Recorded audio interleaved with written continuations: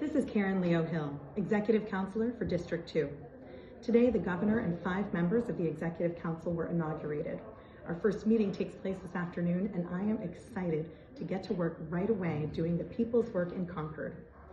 The Executive Council is unique to New Hampshire, acting as an additional check and balance on the Governor, approving state spending, voting on appointments, and managing our state's infrastructure.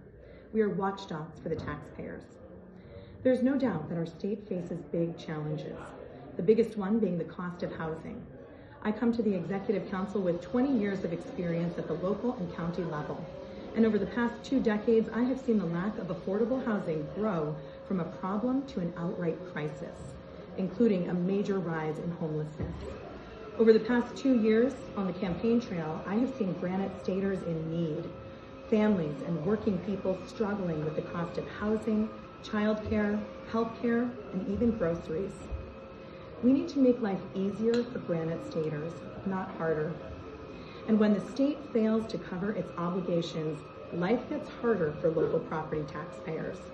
When the state faces a difficult budget environment and cuts spending, local property taxes go up.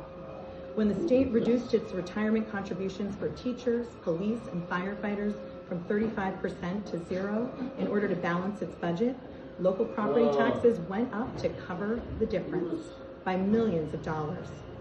When the state fails to provide cities and towns with their share of rooms and meals revenue, local property taxes go up.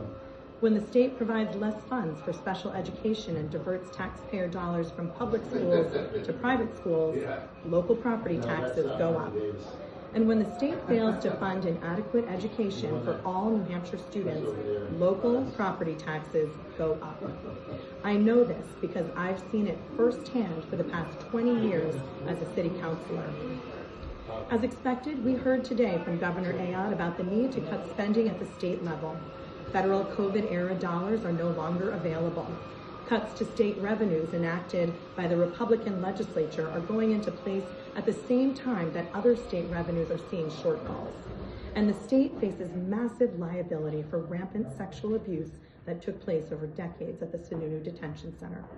Select boards and budget committees across New Hampshire are in the process of preparing their budgets for town meeting day in March, and we know that local property taxpayers already face a tremendous burden. They cannot afford to pick up even more costs that may be downshifted from the state in order to balance its budget. As an executive councilor, I am excited to work hard every day to improve the lives of Granite Staters. I will work with anyone and everyone to make progress on lowering costs, particularly the cost of housing. I will be a relentless watchdog for downshifting of costs from the state, and I will be a champion for property taxpayers. Now let's get to work.